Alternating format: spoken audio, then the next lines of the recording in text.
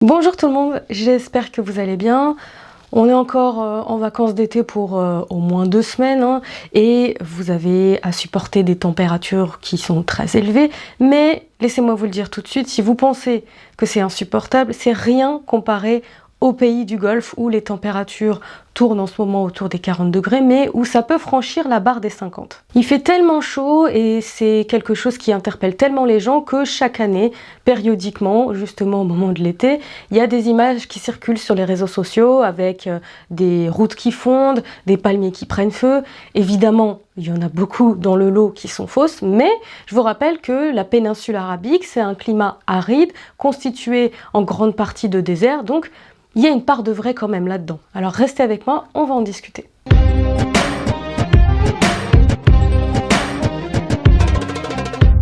La première problématique en été dans les pays du Golfe, ce sont les voitures. Alors laissez-moi vous dire que la plupart des trajets, même les plus courts, se font en voiture. Pourquoi? Parce que si vous essayez de marcher, vous allez prendre feu instantanément, vous allez brûler instantanément, vous allez y laisser votre peau.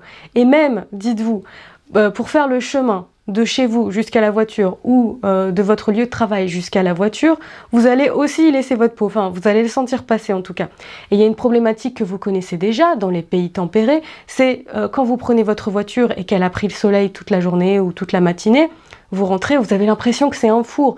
Les sièges sont brûlants, vous vous brûlez les mains sur le volant, la ceinture de sécurité est ultra chaude. Imaginez dans les pays du Golfe, c'est encore pire. Pour remédier aux températures ressenties et à l'effet de four quand vous prenez votre voiture, le temps qu'elle refroidisse avec la clim, sachez que dans les pays du Golfe, la grande majorité des voitures sont de couleur blanche. Il y a une entreprise qui est basée aux Émirats Arabes Unis qui s'appelle CarSwitch qui a dit que 43% de ses ventes correspondaient à des voitures dont la carrosserie est de couleur blanche ou argentée, en tout cas claire. 43% juste des voitures essentiellement blanches. Donc tout le reste, c'est toutes les couleurs restantes. Cette entreprise a mené des tests sur ces voitures entre les voitures de revêtement clair et les voitures sombres et effectivement, c'est pas qu'une idée reçue. Les revêtements blancs réfléchissent la lumière alors que les revêtements sombres l'absorbent et donc ça crée une chaleur plus importante. Pour éviter la problématique des voitures qui absorbent la chaleur parce qu'elles sont stationnées au soleil toute la journée, il y a des places de stationnement qui sont créées avec des espèces d'abris en forme de parasol. Et sinon, il y a même une autre solution qui a été trouvée parce que tous les parkings ne sont pas couverts ou semi-couverts quand ils sont en extérieur. Il y a des espèces de parasols ou de parapluies de voitures qui existent. Je vous laisse regarder les images. La deuxième problématique, c'est la climatisation. On parlait à l'instant de voiture. Évidemment, quand vous entrez dans votre voiture et qu'il fait très chaud dehors, la première chose que vous faites, c'est allumer la climatisation le temps que la voiture se refroidisse. Et la climatisation, elle ne concerne pas les voitures, elle est utilisée systématiquement, c'est vraiment vital. Et sachez qu'en Arabie Saoudite, par exemple, 70% de la consommation d'électricité correspond à l'usage de la climatisation. C'est juste énorme. À titre de comparaison, par exemple, en France, la climatisation correspond à 2% de la consommation.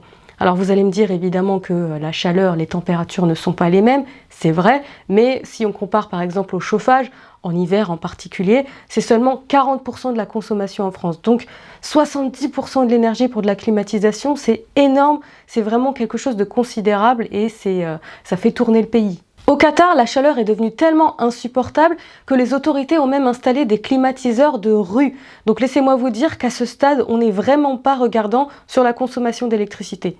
D'ailleurs, j'ai parlé de stade, petit jeu de mots, j'ai pas fait exprès, mais vous le savez sûrement, le Qatar accueille la Coupe du Monde de football en 2022 et que justement, les autorités sont en pleine construction des stades où les matchs auront lieu. Il y a un système de climatisation qui a été mis au point pour accueillir les joueurs et les supporters dans des conditions beaucoup plus favorables et beaucoup plus supportables, avec de l'air qui circule de manière très ingénieuse ou par exemple de l'air qui est diffusé au niveau des chevilles, au niveau des sièges et du coup ça permet de maintenir l'ensemble même quand le stade est ouvert à des températures beaucoup plus agréables et à faire tenir les gens pendant 90 minutes ou plus. Sachant qu'à la base, je vous le rappelle, la Coupe du Monde là-bas aura lieu en décembre parce que le faire en été, comme c'est d'habitude le cas quand les autres pays l'organisent, c'est tout simplement insupportable et inimaginable. On a parlé de voitures, on a parlé de climatisation, maintenant on va parler d'eau.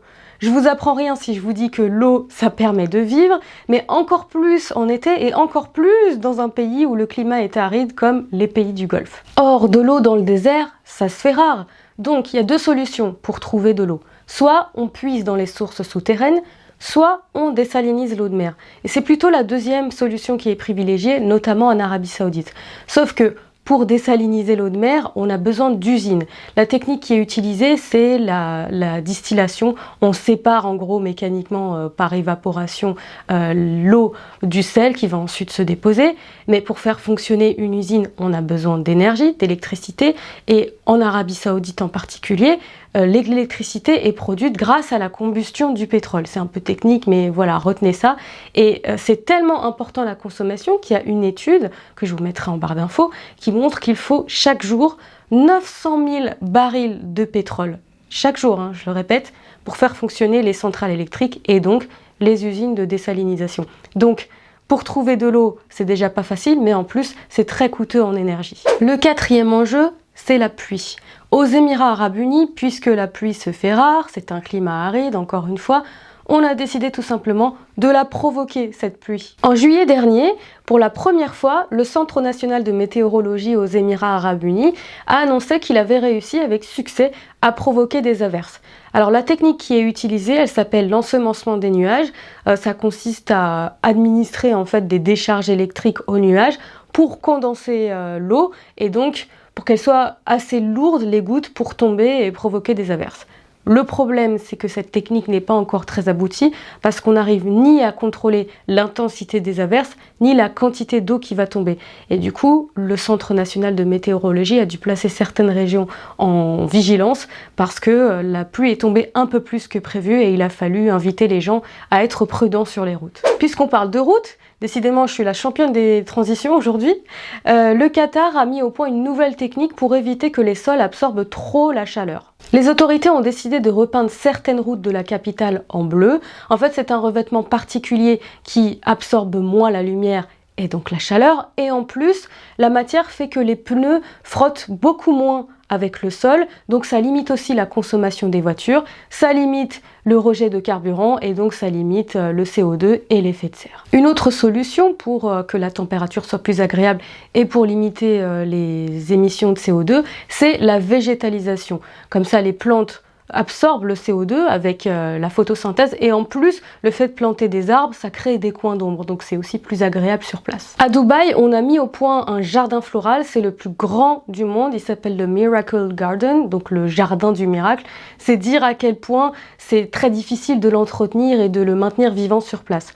Le problème, c'est que c'est purement une attraction touristique, donc il y en a beaucoup qui y vont pour la Saint-Valentin par exemple, mais c'est fermé une bonne partie de l'année, vu que la plupart de ces fleurs ne sont absolument pas adaptées au climat local et donc on pourrait absolument pas le maintenir viable 12 mois sur 12. Pour que ce soit plus utile, l'Arabie Saoudite de son côté s'est engagée à planter 10 millions d'arbres, sauf que ce sera des arbres indigènes, donc qui sont adaptés au climat local et qui correspondent à la faune et la flore naturellement présentes sur place. En plus de ça, pour alimenter en eau ces plantes, pour les arroser, il y a des techniques d'irrigation durables, comme on dit, qui ont été privilégiées, donc qui sont économes en eau, pour ne pas que le fait de planter, de végétaliser la zone entraîne en plus un excédent de consommation d'eau qui est déjà assez rare comme ça n'aurait absolument aucun intérêt. Au Qatar, on a fait d'une pierre deux coups si vous voulez, on a créé un tunnel, en fait un passage végétalisé et avec des parasols. Donc ça protège du soleil, ça réduit les émissions de CO2, ça rend l'air plus respirable